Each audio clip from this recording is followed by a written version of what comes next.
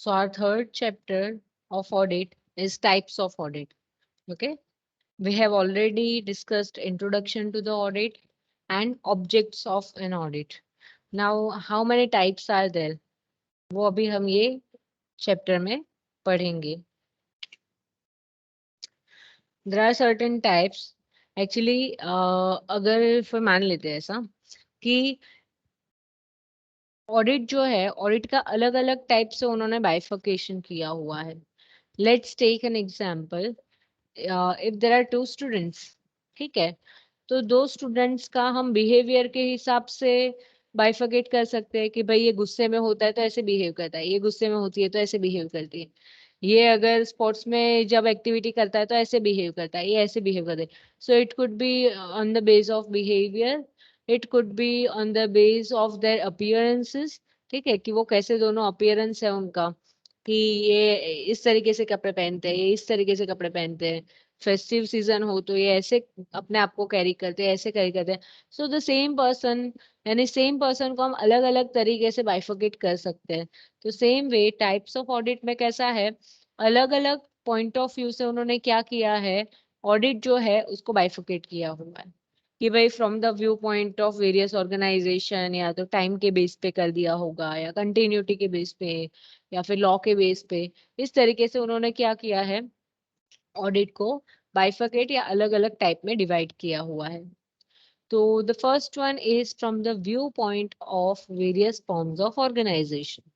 यानी अलग अलग टाइप के ऑर्गेनाइजेशन होते हैं, हमें पता है. सोल सोल प्रोपराइटर होता है, या पार्टनरशिप होता है, कंपनीज हो गया, ट्रस्ट है, कोऑपरेटिव सोसाइटी है. तो ये सारे क्या है, ऑर्गेनाइजेशन. तो यहाँ पे सबसे पहला तो ये आता है कि कंपलसरी है या नहीं है ऑडिट, अगर करवाते हैं तो क्या एडवांटेज है उनके, करवाने चाहिए या नहीं करवाना चाहिए ऑडिट, ये सारी चीजें हम उसमें डिस्कस करेंगे. ठीक है. तो ये हो गया from the point of view of organisation. यानी ये यहाँ पे हमें 5 अलग अलग ऑर्गेनाइजेशन का ऑडिट देखने मिलेगा. Then next comes to from the view point of law. Law के पॉइंट ऑफ व्यू से दो ही चीजें हो सकती है, या तो है या तो चलेगा. यानी ऐसा नहीं, वो तुमको ऐसा नहीं बोलेगा कि तुमको नहीं करना है, वो ऐसा बोलेगा तुमको कंपलसरी करना है या तो फिर तुम्हारी मर्जी. यानी वॉलेंटरी है या स्टेच्यूटरी है. वॉलेंटरी यानी तुम खुद ही ऐसा सोचते हो कि नहीं भाई मेरे को करवाना है, जो that is okay, government always allows you कि हाँ तुमको सामने से ही करवाना है तो करवाओ, बाकी हम कोई कंपलसरी नहीं बोल रहे तुमको करने के लिए. And what mean by statutory audit, that is compulsory by law. यानी वो तुमको करना ही है, तुम्हारे पास ऑप्शन नहीं है. ठीक है. Now next one is on the basis of time. Time के बेस पे there are two audits, interim audit and annual और फाइनल ऑडिट. इंटरिम ऑडिट क्या होता है, इसका मतलब ये होता है कि तुम जनरली, चलो फाइनल ऑडिट पहले देखते हैं. फाइनल ऑडिट का मतलब क्या, कि एवरी ईयर एंड के बाद, यानी देखो अपना फाइनेंशियल ईयर है 1 अप्रैल टू 31 मार्च. तो 31 मार्च जैसे ही अपना खत्म हो जाता है, बाद में बुक्स ऑफ अकाउंट तो प्रिपेयर हो गए, फिर हम ऑडिटर को बुलाते हैं, ऑडिटर अपना ऑडिट करता है. तो वो साल में एक बार करता है. अगर तुम साल में इन बिटवीन, यानी दो ऑडिट के बीच में कभी बुलाते हो ऑडिटर को, बोलते हो चलो ऑडिट करो भाई, 6 मंथली का कर देना, या क्वार्टरली ऑडिट करके दोगे क्या बुक्स ऑफ अकाउंट को, कोई भी रीजन से वो हो सकता है. जब हम इंटरिम ऑडिट पढ़ेंगे तब हम वो सारी चीजें डिस्कस करेंगे कि भाई what could be the reasons, कि भाई डिविडेंड देना है, लोन लेना है, there there can be so many reasons. तो वहां पे कैसा होता है कि तुम दो एनुअल ऑडिट तो तुमको कंपलसरी करना ही है, यानी हर साल. बट वो दो ऑडिट के बीच में तुम क्या कर रहे हो, इंटरिम, यानी कि इन बिटवीन कोई ऑडिट कर रहे हो कम टाइम पीरियड के अंदर, तो क्या हुआ, इंटरिम ऑडिट हुआ. ठीक है. Now on the basis of scope of audit, कि भाई स्कोप कैसा है उसका, इंटरनल, एक्सटर्नल, ब्रांच ऑडिट, ये 3 ऑडिट तुमको उसमें दिया हुआ है. इंटरनल ऑडिट का मतलब ये हुआ कि तुम्हारी कंपनी के लोग, यानी जैसे अकाउंटेंट है वैसे ही तुम्हारे कंपनी के दूसरे लोग होते हैं, वो इंटरनल ऑडिट करते हैं. जबकि एक्सटर्नल ऑडिट यानी स्टेच्यूटरी ऑडिट, स्टेच्यूटरी ऑडिट का ही दूसरा नाम उन्होंने एक्सटर्नल. पर मैंने बोला ना कि यहाँ बैठो तो ये बोलेंगे, वहां बैठो तो ये नाम है, तो नाम सिर्फ अलग है, बाकी जो आंसर तुमको स्टेच्यूटरी ऑडिट में लिखना है वो सेम आंसर तुमको एक्सटर्नल ऑडिट में लिखना है. तो एक्सटर्नल ऑडिट का मतलब सेम, बाहर का जो इंसान आएगा वो ऑडिट करेगा. And then you have branch audit. Branch audit का मतलब क्या, हम सिर्फ एग्जांपल ले लेते हैं कि भाई एक हेड ऑफिस है जो मुंबई में है, उसकी बहुत सारी ब्रांचेस पूरे ही ऑल ओवर इंडिया में सिचुएटेड है, तो ये सारे ब्रांच के भी तो ऑडिट करवाने पड़ेंगे। फिर ये सारा ब्रांच का जो ऑडिट होके आता है बुक्स ऑफ अकाउंट, उसको हम कहाँ पे कैरी फॉरवर्ड करते हैं, कहाँ पे भेजते हैं मुँह से, तो वो यानी उसके बैलेंसेस कहाँ कैरी फॉरवर्ड करते हैं, in short main head office पे, एचओ पे। और एचओ में फिर उसका टोटल होके क्या आएगा, जो भी थ्रू आउट देयर तुम्हारा प्रॉफिट है या बिजनेस का वैल्यूएशन है, वो सब वहां पे दिखेगा। नेक्स्ट है तुम्हारा on the basis of continuity. Continuity का मतलब क्या, कि कुछ ऑडिट ऐसा होता है जो साल में 10 दिन के लिए आया करके चला गया, कुछ ऐसा होता है कि थ्रू आउट द ईयर चलता ही रहता है। ठीक है, तो वहां पे चार तुमको दिए हुए हैं। सबसे पहला जो है that is continuous audit. That means वो थ्रू आउट द ईयर चलता रहता है, ऐसा नहीं कि वो एम्प्लॉय की तरह आके बैठेगा, बट हर 2 दिन 1 दिन में ऑडिटर आता है या हफ्ते में 2 बार आ जाता है, वो हम देखेंगे जब कंटिन्यूअस ऑडिट पढ़ेंगे तब। तो that is the part of continuity. ठीक है, कि कंटिन्यूटी के बेसिस पे सबसे पहला है कंटिन्यूअस ऑडिट जो थ्रू आउट द ईयर चलता है। Second one is your complete audit. Complete audit generally क्या होता है, तुम्हारा ईयर एंड पे जो हम करते हैं वो, यानी ए टू जेड सारी चीजें हम वहां पे चेक करेंगे, जो बोलते हैं ना स्टिपुलेटेड टाइम पीरियड होता है उसमें। Then you have partial audit, यानी नॉर्मली जितने ऑडिट है ना वो कंप्लीट ऑडिट ही होते हैं। ठीक है, पार्शियल ऑडिट बहुत कम ऑडिट होते हैं। वो पार्शियल ऑडिट का मतलब क्या, कि तुमको ऐसा बोलेंगे कि चलो सेल्स डिपार्टमेंट का ऑडिट करो ना प्लीज, आप मुझे क्या परचेज डिपार्टमेंट का ऑडिट करके दोगे, फाइनेंस डिपार्टमेंट में हमें सिर्फ कैश वाउचर्स चेक करने हैं, तो ये सब क्या हुआ, पार्शियल ऑडिट। ये ऐसे सर्कमस्टेंसेस में किया जाता है जब तुमको सस्पेक्टेड फ्रॉड लग रहा हो, या तुमको कहीं पे बहुत बड़ा एरर मिल गया हो, या तो फिर किसी को वो सेगमेंट से क्या बोलते हैं, सिर्फ वो सेगमेंट का हमें इंफॉर्मेशन चाहिए कि भाई सिर्फ ये सेगमेंट मुझे बंद करना है या चालू रखना है। जैसे तुम बीए में पढ़ते हो मेक एंड बाय डिसीजन, तो वैसा ही यहाँ पे होता है कि भाई मुझे ये सेगमेंट चालू रखना चाहिए या नहीं रखना चाहिए। बहुत बार कैसा होता है, 4 डिपार्टमेंट है, एक लॉस कर रहा है, तो वो डिपार्टमेंट को क्लोज कर देना बेटर है। ठीक है, तो ये क्या हुआ, वो डिपार्टमेंट का सिर्फ तुम ऑडिट करवाते हो, that becomes your partial audit. Then you have audit in depth. Audit in depth का मतलब क्या, तुम पूरा डिटेल में, यानी उसका जो रूट होता है वहां से लेके जहां ट्रांजैक्शन खत्म हुआ एंड एकदम वहां तक का हर एक वाउचर को वेरीफाई करोगे, हर एक कॉन्वर्सेशन को तुम देखोगे, रीड करोगे, उसको क्रॉस वेरीफाई करोगे। That is known as audit in depth. Audit in depth हर एक ट्रांजैक्शन का पॉसिबल नहीं है, वो कुछ सिलेक्टेड ट्रांजैक्शन के लिए किया जाता है। When we'll learn audit in depth, at that time we'll see that. Okay. And the last one is your special types of audit. यानी ये तुमको एकदम अलग से ही दे दिया है कि ये अलग अलग टाइप के नाम है, तुम पढ़ोगे तो भी तुमको तुमको पता चलेगा। तो तुमको इंडिविजुअली ये एक एक आ सकता है, यानी एग्जाम में शॉर्ट नोट में भी, और आगे में से भी बहुत सारे आ सकते हैं। ऐसा नहीं, ये चैप्टर बहुत इंपॉर्टेंट है तुम्हारा, सारे ही एक्चुअली इंपॉर्टेंट है। ठीक है, कॉस्ट ऑडिट, कॉस्ट ऑडिट तुमको नेक्स्ट सेमेस्टर में पूरा चैप्टर भी है, बट अभी के लिए तुमको उसमें से क्वेश्चन आएगा। मैनेजमेंट ऑडिट या एफिशिएंसी ऑडिट, ये भी तुमको नेक्स्ट सेमेस्टर में पूरा चैप्टर है। लास्ट यूनिट के अंदर 4 चैप्टर में से 2 यही है, कॉस्ट एंड मैनेजमेंट। तो ये अभी हमें सिर्फ इतना नहीं पढ़ना है, एक टॉपिक है, इसकी तरह से ही हम पढ़ेंगे। Then we have proprietary audit and government audit that are little bit similar kind of audits. ठीक है, proprietary audit जो होता है वो पब्लिक वेलनेस के लिए होता है, गवर्नमेंट ऑडिट गवर्नमेंट की कंपनीज के लिए, जैसे आईआरसीटीसी हो गया। ठीक है, या कंपनी जो उसके नवरत्न कंपनीज है गवर्नमेंट की, वो सबका ऑडिट करते हैं, जो सीएजी करते हैं, वो सारे गवर्नमेंट ऑडिट। कॉस्ट ऑडिट यानी तुम जो कॉस्ट अकाउंटेंट प्रिपेयर करता है वो बुक्स ऑफ अकाउंट को तुम ऑडिट करो, तो वो कॉस्ट ऑडिट हो गया। मैनेजमेंट ऑडिट का मतलब क्या, कंपनी का जो टॉप लेवल मैनेजमेंट है, यहाँ पे क्वालिटी चेक होता है, क्वांटिटी या फाइनेंस को चेक नहीं करते, उन्होंने डिसीजन किस तरीके से लिया, या मैनेजमेंट चेंज होने से कंपनी पे क्या इफेक्ट आया, ये सारी चीजें हम जो चेक करते हैं, या ये सारी चीजों का जो हम ऑडिट करते हैं, that is known as management audit. Then we have special audit. Special audit यानी कोई स्पेशल सर्कमस्टेंसेस में अगर तुम ऑडिट करवाते हो, तो that becomes your special audit. Then we have secretarial audit. Secretarial audit जो होता है वो कंपनी सेक्रेटरी करता है। ठीक है, तो वो हुआ तुम्हारा secretarial audit. तो these are the types of audit on different basis. ये अभी सिर्फ हमने ओवरव्यू लिया है, इंडिविजुअली हम क्या करेंगे, हर एक को पढ़ेंगे, ठीक है। तो सबसे पहला जो है वो हमने ऑलरेडी डिस्कस कर लिया है, audit from view point of various forms of organisations. तो ये 5 के 5 हमने एक बार देख ही लिए हैं। अब हम क्या करेंगे, इसे इंडिविजुअली स्टार्ट करेंगे कि भाई audit of accounts of a soul trader. Soul trader जो है ना, what mean by soul trader, तो ऐसा पर्सन जो खुद ही बिजनेस में, यानी एक ही पर्सन है, there are not number of people, there is only one person who is handling the whole business, यानी वो पूरा का पूरा बिजनेस जो है वो हैंडल कर रहा है, वो ही मैनेज करता है, वो ही उसका ओनर होता है, ठीक है। तो ये ऑडिट जो है सोल प्रोप्राइटर का, वो कंपलसरी नहीं होता। गवर्नमेंट ने सोल प्रोप्राइटर्स के लिए ऑडिट कंपलसरी नहीं किया है, that is voluntary for them. उनके लिए जो ऑडिट है वो वॉलेंटरी है। बट अगर वो ऑडिट करवाते हैं, वॉलेंटरी है यानी उनको मर्जी है तो करवाएं, नहीं करवाएंगे तो कोई कंपल्शन नहीं है। But if they are going for the audit, what could be the advantages, उनके एडवांटेजेस क्या है अगर सोल प्रोप्राइटर ऑडिट करवाता है तो सबसे पहला है correctness of the accounts.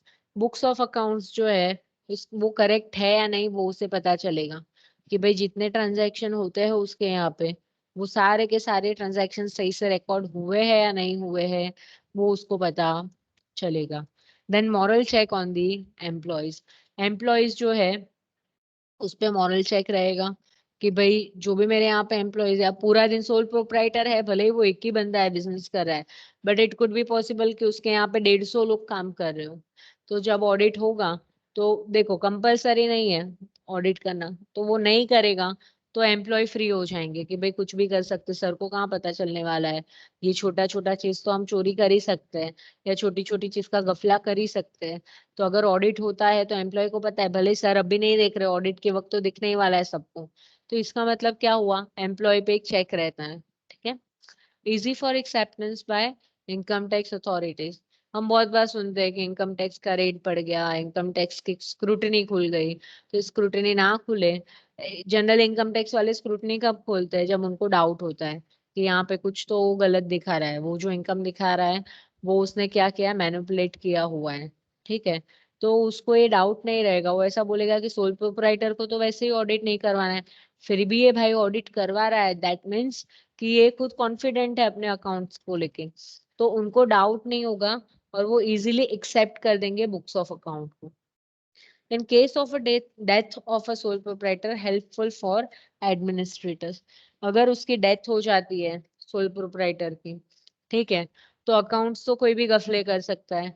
For example मैं बिजनेस चला रही हूँ और मैंने ऑडिट नहीं करवाया है, चलो ऑडिट करवाया, हम ऑडिट के एडवांटेज दिख रहे हैं, ऑडिट करवाया हुआ है और मेरी डेथ हो जाए, तो आगे जो लोग मेरे बदले बिजनेस करने वाले हैं, चाहे वो बाहर के हो या मेरे घर के लोग हो, जनरली अपने घर के ही होते हैं, ठीक है। तो वो लोग अगर बिजनेस अपना हैंड ओवर, हम उसको ऑटोमेटिकली हैंड ओवर हो जाएगा, तो उनको ऑडिटेड अकाउंट्स होगा तो ट्रस्ट रहेगा कि हाँ यहाँ पे जो दिख रहा है वो सही है, क्योंकि ऑडिटर ने यहाँ पे आके वेरीफाई किया है। अकाउंट्स वैसे ही कच्चा पक्का होता है, ठीक है, और अकाउंट्स में किसी का साइन या स्टैम्प नहीं है, तो मेरे मर जाने के बाद कोई भी चेंज भी कर सकता है। तो अकाउंट्स का भरोसा नहीं, ऑडिटेड स्टेटमेंट पे साइन होता है, स्टैम्प होता है, फाइल किया हुआ होता है उसको इनकम टैक्स में। अगर इतना सारा चीज किया हुआ है तो वहां पे जो रिफ्लेक्ट हो रहा है वो रियल पिक्चर होगा, क्या बोलते हैं, प्रोप्राइटरी का, राइट। नेक्स्ट है for calculation of estate duty. ये एस्टेट ड्यूटी जो है वो इंडिया में नहीं लगता है, ठीक है, तो अपने लिए वो एप्लीकेबल नहीं है, बट बाहर की कंट्रीज में अगर तुम चाहते हो तो एस्टेट ड्यूटी जो है, ठीक है, वो वहां पे उनको कैलकुलेशन करने में इजी रहेगा। नेक्स्ट है तुम्हारा control over unnecessary expenses. Audit करवाओगे तो पता चलेगा कि अरे इतना सारा खर्चा फालतू का हो रहा है, ठीक है, इसको हमें कट डाउन करना चाहिए। तो ये क्या हुआ, तुम अननेसेसरी एक्सपेंसेस पे क्या कर सकते हो, रोक लगा सकते हो, यानी उसको कंट्रोल कर सकते हो। नेक्स्ट है तुम्हारा easy to enter partner. Sole proprietor है, उसको ऐसा लगता है कि मुझे ज्यादा कैपिटल की जरूरत है या मुझे एक पार्टनर की जरूरत है जो मेरे साथ काम करे, तो वो इजीली अपने नए पार्टनर को एंटर कर सकता है बिजनेस में। ये एक एडवांटेज उसको हमेशा ही रहता है। ठीक है, यानी कोई भी पार्टनर वहां पे आके उसको एटलीस्ट पता चलेगा कि भाई इतना कैपिटल लेके मुझे आना है, इसके ऑडिटेड अकाउंट के हिसाब से ये सोल प्रोप्राइटर का इतना गुडविल बनता है, तो मुझे एक्स्ट्रा पैसा देना पड़ेगा गुडविल का। तो ये सारी चीजें क्या है, पार्टनर को एंटर करने में भी इजी रहेगा। Easy for control if agent is appointed. अगर तुम एजेंट को अपॉइंट करते हो, ठीक है, तो इट कुड बी पॉसिबल कि वो गफले करे और उसके साथ अकाउंटेंट भी गफले करे। दूसरा, अगर अकाउंटेंट गफले नहीं करता है तो एजेंट इज वेरी स्मार्ट कि भाई वो बिल्स जो है वो फेक बना रहा है, या XYZ कोई भी रीजन से ऐसा है कि वो अपना सेल्स कम ज्यादा मैनिपुलेट करके दिखा रहा है। तो ऐसे रीजन में हम क्या कर सकते हैं, अगर ऑडिट हुआ है तो क्रॉस वेरीफाई होगा उसका हर एक ट्रांजैक्शन वाउचर के साथ। तो उसने अकाउंट में कुछ भी लिखा हो एजेंट ने कि आज इतने का सेल हुआ, आज इतने का परचेस हुआ, इतना डैमेज हुआ, ऑडिटर क्या कर देगा, वाउचर से क्रॉस वेरीफाई कर देगा। तो एजेंट जो है उसको हम इजिली कंट्रोल कर सकते हैं through audit. Now audit of partnership accounts. Partnership accounts का ऑडिट अगेन कंपलसरी नहीं है, वॉलेंटरी है, एज अ जैसे हमने as we have seen in the case of sole proprietor, right. So same way partnership accounts यानी partners के लिए उनके बुक्स ऑफ अकाउंट फर्म के ऑडिट करवाना जरूरी नहीं है, that is voluntary. Now what are the advantages of auditing partnership accounts. तो सबसे पहला है correct financial position can readily ascertain. जो भी फाइनेंशियल पोजीशन है पार्टनरशिप फर्म की वो हमें पता चलेगा, करेक्ट क्या है वो पता चलेगा। बहुत बार कैसा होता है पार्टनरशिप में, एक पार्टनर आता है थोड़े पैसे उठा के चला जाता है, थोड़े यानी उनके एकदम ऐसे वो 10-20 रुपए नहीं होते हैं, हजारों लाखों में होता है कि चल मुझे इतने की जरूरत है मैंने उठा लिया। दूसरा आता है वो बोलता है उसने उठाया था तो मैं भी उठाता हूँ। तो इस तरीके से क्या होता है कि कितने पैसे विड्रॉ हुए, कितना उन्होंने क्या बोलते हैं कैपिटल लाया, ये सब का हिसाब नहीं रहता सही से। तो जब तुम बुक्स ऑफ अकाउंट ऑडिट करवाते हो ईयर एंड पे, यानी तुमको फाइनल अकाउंट बनाना पड़ेगा, फिर तुमको फाइनल अकाउंट बनाओगे उसको हर चीज को क्रॉस वेरीफाई करोगे, तो रियलिटी क्या है वो पता चलेगी पार्टनरशिप फॉर्म की। Reduce dispute among partners. Partners हमेशा हमेशा लड़ते कि तूने तो इतने पैसे उठा लिए, मैंने तो इतने ही उठाए थे, फिर पहला वाला बोलेगा नहीं मैंने इतने नहीं उठाए थे, मैंने ये इंस्टॉलमेंट उठाया था इतना वापस दिया था। एक दूसरे पे वो लोग यकीन नहीं करते। तो यहाँ पे क्या होता है, ऑडिट अगर तुम करवाते हो तो हर चीज का पासबुक में एंट्री हुआ होगा, हर चीज को वो लोग क्रॉस वेरीफाई करेगा ऑडिटर, और at the end of the year क्या होगा, वो बोल पाएगा कि भाई हाँ इतना रियल में प्रॉफिट हुआ है, इतना एक्सपेंस है, इतना इनकम है, we should control over year, या इस तरीके से हम यहाँ पे काम कर सकते हैं। तो वो क्या हुआ, तुम्हारा डिस्प्यूट जो है पार्टनर्स के बीच में वो रिड्यूस करता है। Helpful in retirement, admission, death and removal of existing partner. जो भी तुम्हारे पार्टनर्स है उसमें से अगर कोई रिटायर हो रहा है या नए पार्टनर को एडमिट कर रहे हो तो उनका कैपिटल कैलकुलेट किया जाता है। डेथ रिमूवल सब में ऐसा होता है। यानी कि अगर किसी को ला रहे हो तो उसको बोलना पड़ेगा कि हमने पार्टनरशिप ऑलरेडी पढ़ा हुआ है फर्स्ट ईयर में कि भाई दो पार्टनर है, इतना इतना कैपिटल लेके आए थे, इतना गुडविल है, तो थर्ड पार्टनर को एडमिट करना है तो कितना देगा वो। तो एक कैलकुलेशन है। ऑडिट करोगे तो ये कैलकुलेशन इजी हो जाता है। ऑडिट में कैलकुलेशन नहीं होता, पर ऑडिट में जो अकाउंट है, अकाउंट के फिगर है वो सही होते हैं। वहां पे तुम क्वेश्चन नहीं कर सकते कि अरे ये गलत होगा तो, क्योंकि ऑडिटर ने वहां पे कैलकुलेशन किया है, उसने क्रॉस वेरीफाई किया है, फिर ही वो साइन करेगा। वो अपनी डिग्री के यानी वो कॉस्ट पे तुमको गलत नहीं करके देगा, अपना मेंबरशिप नहीं घुमाएगा तुम्हारे पार्टनरशिप फर्म को अच्छा दिखाने के लिए। तो जो रियलिटी है वो दिखेगा। तो तुमको कितना कैपिटल लेके आना है, या तुम निकल रहे हो, रिमूव हो रहे हो, डेथ हो गई है, रिटायर हो रहे हो, तो कितने कैपिटल तुमको रिटर्न करना है, ये सारी चीजें हम ऑडिट करेंगे तो हमारा ज्यादा क्लियर हो जाता है। Then we have valuation of goodwill. Valuation of goodwill का मतलब क्या होता है, हमने ऑलरेडी सेकेंड ईयर में देखा था अमालगमेशन अब्जॉर्प्शन में, हम गुडविल की वैल्यू निकालते हैं असेट्स माइनस लायबिलिटी करके, या जो तुम्हारा पेमेंट कर रहे हो तुम उसके बेस पे तुम जो पे करते हो उसके बीच में क्या डिफरेंस आया, then we get capital, capital reserve और गुडविल। तो यहाँ पे क्या है, ये जो तुम्हारा अमाउंट है वो सही है या नहीं, तो वो कैसे पता चलेगा? अकाउंट्स है, ऐसे ही अकाउंट बना है, तो वो तो तुम इन्फ्ले यानी क्या क्या बोल सकते हैं कि उसको तुम मैनिपुलेट भी कर सकते हो कि भाई अकाउंट में चलो ज्यादा लिख दो फटाफट, तो अपने को कैपिटल ज्यादा मिलेगा सामने वाले से, तो वो तुम वहां पे मैनिपुलेट कर रहे हो। तो यहाँ पे तुम मैनिपुलेट नहीं कर सकते। जब बुक्स ऑफ अकाउंट तुम्हारे ऑडिट हो गए, उसने हर चीज को चेक करके स्टैम्प मारा है, साइन किया हुआ है, तो तुम्हारा जो वैल्यूएशन ऑफ गुडविल आएगा वो भी एकदम एक्यूरेट होगा, क्वेश्चनेबल होगा नहीं। Then you have easy to get loan from banks and other institution. जो भी बैंक है या दूसरे इंस्टीट्यूशन है, उसमें से तुमको अगर लोन लेना है तो तुम इजीली लोन ले सकते हो। क्यों ऐसा? क्योंकि बैंक जो है, अब मैं बुक्स ऑफ अकाउंट बना के चले जाऊं बैंक के पास और मैं उसको बोलूं चलो ये मेरा दिख रहा है प्रॉफिट, इतना प्रॉफिट है, मुझे लोन दे दो। क्योंकि जब बैंक लोन देता है तो जितना ज्यादा तुम्हारा श्योरिटी ऑफ इनकम या तुम्हारा हर महीने जितना फिक्स इनकम आता है, उसके बेस पे तुम्हारा मार्जिन सेट होता है या लोन जो है तुम्हारा वो एलोकेशन होता है। तो जितने स्ट्रॉन्ग तुम्हारे डॉक्यूमेंट, जितना ज्यादा तुम्हारा प्रॉफिट, उतना ज्यादा तुमको लोन मिलेगा। ठीक है, लोन डिसबर्समेंट बोलते हैं उसे। तो यानी मैं अगर 10 लाख का मांग रही हूँ तो मुझे 8 लाख मिलेगा, अगर मेरे डॉक्यूमेंट अच्छे हैं तो। मेरा प्रॉफिट अच्छा हो रहा है तो मुझे 9 लाख भी मिल सकता है 10 लाख के सामने। तो मैं तो क्या करूंगी, मेरा हमेशा ही बुक्स ऑफ अकाउंट अच्छा दिखाने की ट्राई करूंगी। ऐसा ना हो इसलिए ऑडिटेड अकाउंट मांगता है बैंक कि तुम ऑडिटेड लेके आओ। ठीक है, ऑडिटेड अकाउंट्स होंगे तो वो ट्रस्ट करेगा कि हाँ जो है वो सही दिख रहा है। नेक्स्ट है तुम्हारा easy acceptance bye income tax authorities. ये हमने सोल प्रोप्राइटर में देख लिया है, सेम यहाँ पे भी है टैक्स वाला, पार्टनरशिप में भी। Now there is audit of accounts of a company. For joint stock companies, it is compulsory to get their accounts audited. उनके जो बुक्स ऑफ अकाउंट है वो कंपलसरी उनको क्या करवाना पड़ता है, ऑडिट करवाना पड़ता है। Now, what are the advantages of getting your accounts audited for company? तो फर्स्ट है safeguard the interest of share holders. Share holders और मैनेजमेंट दोनों अलग होता है इन द केस ऑफ कंपनी। ठीक है, यानी अगर कंपनी है तो कंपनी में सोल प्रोप्राइटर या पार्टनर्स जैसा नहीं है कि ओनर है वही आके बैठता है और बिजनेस हैंडल करता है। That is not in the case of company. तो यहाँ पे कैसा है, शेयर होल्डर सिर्फ पैसे देता है, वो बिजनेस नहीं संभालता। मैनेजमेंट बिजनेस संभालता है, उसके पैसे हो भी सकते हैं नहीं भी हो सकते, वो अभी हम डिस्कस नहीं कर रहे। तो यहाँ पे कैसा है कि मैनेजमेंट तुम्हारे पैसे से क्या कर रहा है वो चेक करना पड़ेगा। तो तुम जाके रोज उसको नहीं पूछ सकते चल आज तूने क्या डिसीजन लिया क्या लिया, नहीं। At the end of the year तुम्हारे जो पैसे है उसका क्या हुआ या फिर कंपनी क्या वर्क कर रहा है वो ऑडिट के थ्रू पता चलता है।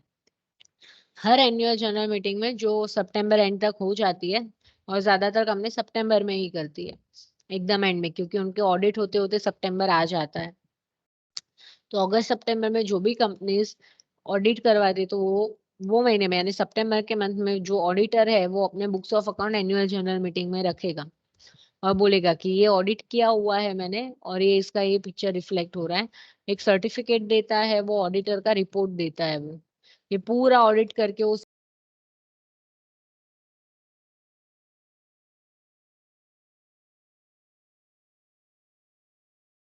चेक करता है शेयर होल्डर्स को कंपनी की फिनेंशियल पोजीशन। ठीक है, तो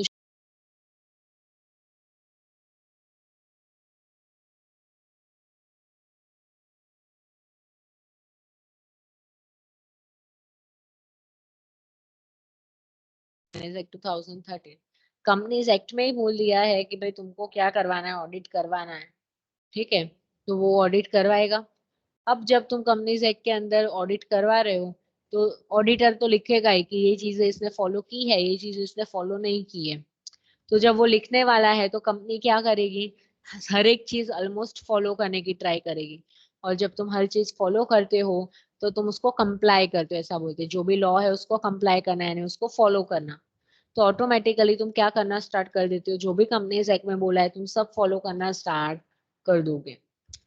Then we have audited accounts are helpful at the time of amalgamation and absorption process. जब भी कंपनी जो है वो दूसरी कंपनी के साथ अमालगमेट होती है या दूसरी कंपनी को अब्सॉर्ब करती है, तो हमें पता है कि हम सारे फिगर्स को कैसे करते हैं, मर्ज करते हैं या उसके असेट्स को वो वैल्यू पे बाय करते हैं। बहुत बार हमें बोला होता है कि नहीं, असेट्स भले ही इतने दिख रहे हैं, हमने इतने में बाय किए। तो ये सारी करेक्ट वैल्यूएशन आती है जब तुम ऑडिट करते हो, या तुमको ट्रस्ट आता है कि हाँ भाई वहां पे जो वैल्यू दिख रहा है वो सही है, और लेट्स गो फॉर अमालगमेशन और अब्जॉर्प्शन। सेकेंड थिंग, तुम जब दूसरी कंपनी को बाय करते हो तो उसमें जो फिगर्स दिखते हो ऑडिटेड होंगे, तो you will trust that. And what will happen कि हाँ भाई करेक्ट वैल्यूएशन आएगा कि हमें इसको इतना पे करना है। तो कंपनी के टाइम पे ऑडिटेड बुक्स ऑफ अकाउंट का ये हेल्प होता है, and these are the advantages.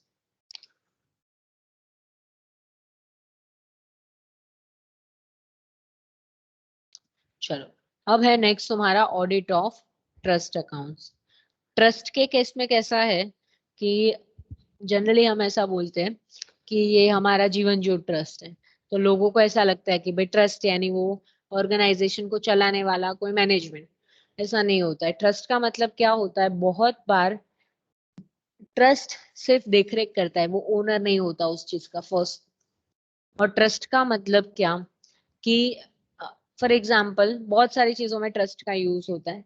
एक छोटा सा बच्चा है, हम मूवी में देखते हैं कि 18 साल का हो जाएगा तब तक ये अंकल उसको संभालेंगे और अपनी प्रॉपर्टी संभालेंगे। जैसे ही 18 साल का हो जाएगा वसीयत बच्चे के नाम पे हो जाएगी। ऐसा हम करते हैं। तो इसका मतलब क्या हुआ, जो भी बेनिफिशियरी है वहां पे वो जो बच्चा है माइनर है, ठीक है, उसके लिए वो बेनिफिशियरी हुआ एक केस में।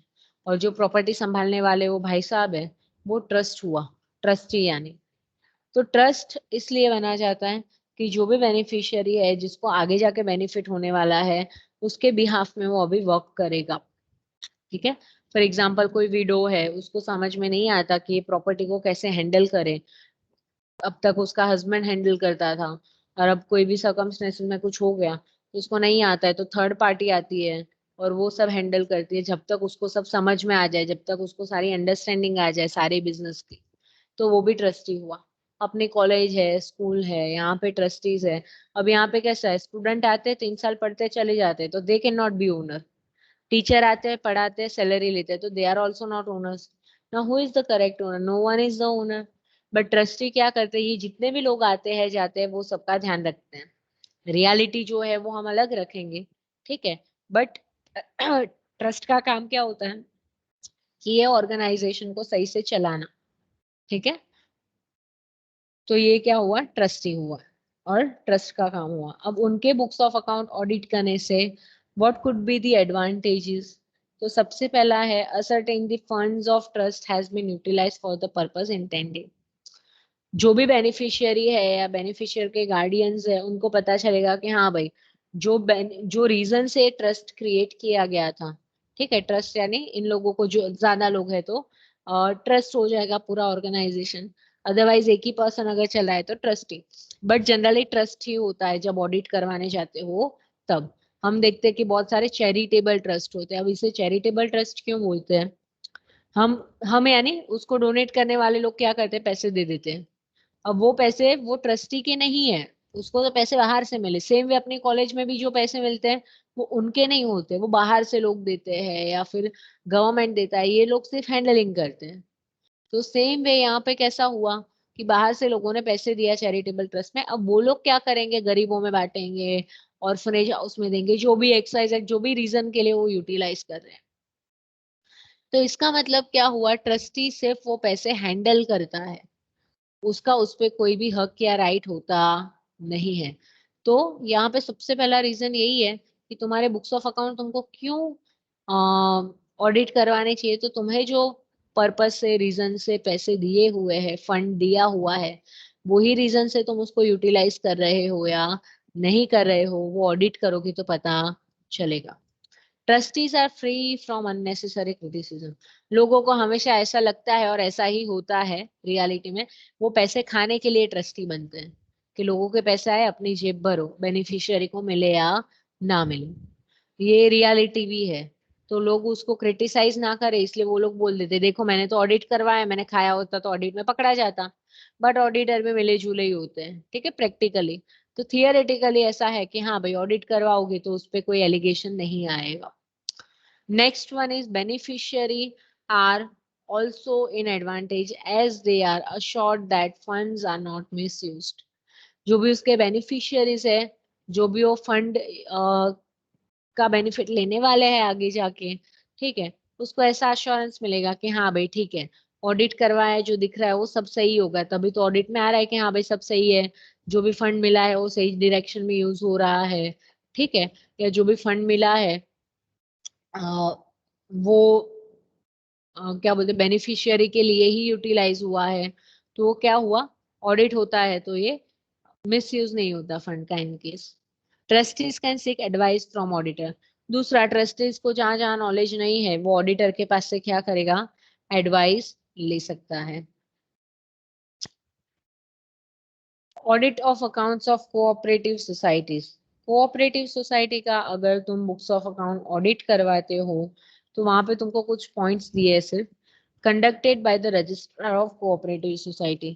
कोऑपरेटिव सोसाइटी का जो ऑडिट है वो रजिस्ट्रार करता है उनका, ठीक है, तुमको बाहर से कोई स्टेच्यूटरी ऑडिटर लाने की जरूरत नहीं है। Registrar keeps panel of qualified auditors. खुद रजिस्ट्रार के पास ही क्वालिफाइड ऑडिटर यानी चार्टर्ड अकाउंटेंट्स होते हैं, वो टीम जो है, वो पैनल जो है, वो ही क्या करेगी, ऑडिट करेगी। On the basis of efficiency of management and regularity of accounts the class A B C और D are given by the auditor. तुम जिस तरीके से तुम्हारा मैनेजमेंट वर्क कर रहा है, जितना एफिशिएंट है या जितना रेगुलर है, उसके बेस पे और जो कोऑपरेटिव सोसाइटी है वो तुमको क्या देगा, रैंकिंग देगा कि भाई तुम्हारा ए क्लास यानी ग्रेड ए है, तुम्हारा बी है, देन तुम्हारा सी है, तुम्हारा डी, अच्छे से लेके खराब यानी ए से लेके डी तक, इस तरीके से तुम्हारा स्केल होता है, ठीक है। फिर नेक्स्ट है तुम्हारा types of audit from view point of law. Law के पॉइंट ऑफ व्यू से there are two audits. First one is your statutory audit and second one is your voluntary audit, okay. तो statutory audit जो है तुम्हारा, that is company audit. ये company statutory audit का मतलब क्या, जो कंपलसरी है बाय लॉ, ठीक है, ये तुमको करवाना ही पड़ेगा। ये कंपलसरी है, सेक्शन 139 में बोला हुआ है कंपनीज एक्ट 2013 के, इसलिए तुमको ऑडिट करवाना पड़ता है। 139 से लेके आगे 4 या 5 सेक्शन ऑडिट से रिलेटेड ही है, ठीक है।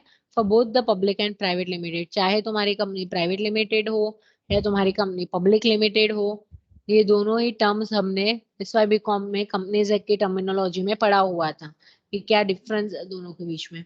यानी तो कोई भी कंपनी हो, बस कंपनीज एक्ट के अंडर अगर तुम रजिस्टर्ड हो तो तुमको क्या करना पड़ेगा, दोनों ही ऑडिट, अरे सॉरी, स्टैट्यूटरी ऑडिट तुमको करवाना पड़ेगा। कंपनी के लिए ये वाला। अब ट्रस्ट, ट्रस्ट के लिए भी ऑडिट कंपलसरी है। जैसे कंपनी के लिए ऑडिट कंपलसरी, स्टैट्यूटरी यानी कंपलसरी, ठीक है, तो कंपनी के लिए हो गया। अब अभी हमने आगे जो ट्रस्ट की बात की, ट्रस्ट के लिए भी ऑडिट क्या है, कंपलसरी है। Audit of accounts of private trust is not compulsory under any statute, but generally get audited to check the accounts of the trust. In some state of India, under the Public Trust Act, it is compulsory to audit accounts of trust by qualified auditor. ज्यादातर trust compulsory ही audit करवाना होता है, depend करता है state act पे। हर trust का खुद का एक्ट है, यानी खुद का एक्ट यानी हर स्टेट का खुद का ट्रस्ट एक्ट है, ठीक है। तो कुछ स्टेट में ऐसा है कि कंपलसरी तुमको ऑडिट करवाना पड़ेगा, और कुछ स्टेट में ऐसा है कि प्राइवेट ट्रस्ट है अगर तुम्हारा, जैसे कि Jeevan Jyoti trust public trust नहीं है, प्राइवेट ट्रस्ट है, ठीक है। बट जो पब्लिक ट्रस्ट होते हैं, जो बोलते हैं ना कि पब्लिक इंटरेस्ट के लिए ओपन हुए हैं, ऐसे ट्रस्ट को तो कोई भी एक्ट के अंदर क्या करवाना पड़ेगा, या कोई भी एक्ट यानी कोई भी स्टेट एक्ट के अंदर तुमको क्या करवाना पड़ेगा, ऑडिट करवाना पड़ेगा। और कंपलसरी नहीं है फिर भी ट्रस्ट जो है वो ऑडिट करवाते ही है, क्योंकि बेनिफिशियरीज करवाते हैं या तो रजिस्ट्रार होता है वो करवाता है, भले ही एक्ट में नहीं लिखा हो, ठीक है। तो ये क्या हुआ, ऑडिट ऑफ ट्रस्ट।